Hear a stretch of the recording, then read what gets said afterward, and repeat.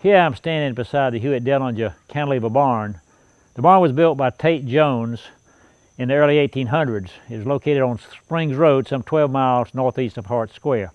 By cantilever, I mean these three logs go all the way to the back and overhang the front part so you don't have to have supports underneath it. It allows for a wagon or something to, if it's loaded, not to take out some of the posts that would have been holding up this shed part.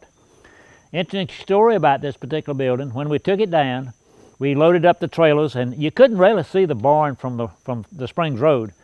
But I loaded up the trailers, the two big trailers, or actually one small and a real large trailer, in my dump truck, and I pulled it up to the road. Big mistake. We did this on Saturday. Well, I couldn't sleep good that night, and I'm not sure my lights were good on my truck and my trailer. So before daylight, probably 4:30 in the morning, I came out. Becky drove me out here, and I came all the back roads, probably a 30-minute drive, and unloaded my trailer here. Well, I had the small trailer, so I went back with my pickup truck just with the trailer hitch to move the small trailer. With the Houstonville Road and Springs Road came together not 100 yards from where I had pulled the truck up to the main road. There were two highway patrolmen, like I say, at daylight, Sunday morning. And I like to move them on Sunday morning because there's no traffic on the road, and that way there's no question about moving this size log building. And there's 30-foot logs on this thing on my little 18-foot trailer.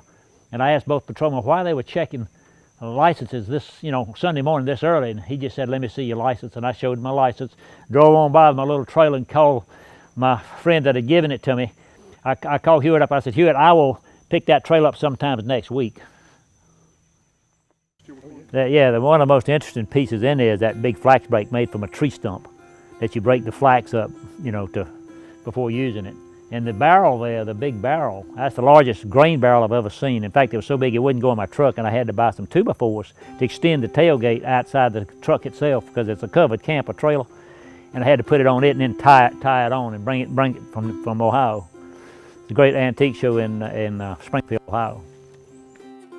In the back of the building, you'll see a red-colored fanning mill, which basically, when turned, it blew the shaft away from the seed. And it dates probably early 1800s.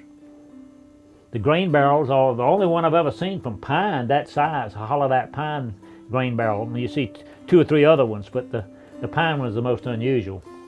As you go upstairs, this serves just an area for storage of different boards and other small equipment. At the bottom of the stairs, you see an early shaving horse. Nicknamed German is a Snickelbach. Under the shed or wagon part, you see an early covered wagon. Note the size of the wagon chair. They're cut down short. The legs are short. Keeps it stabilized. It stabilizes the person that's sitting in it when they're riding. Yeah. Along the wall here, you'll see some of the early tools that were used in the 1800s.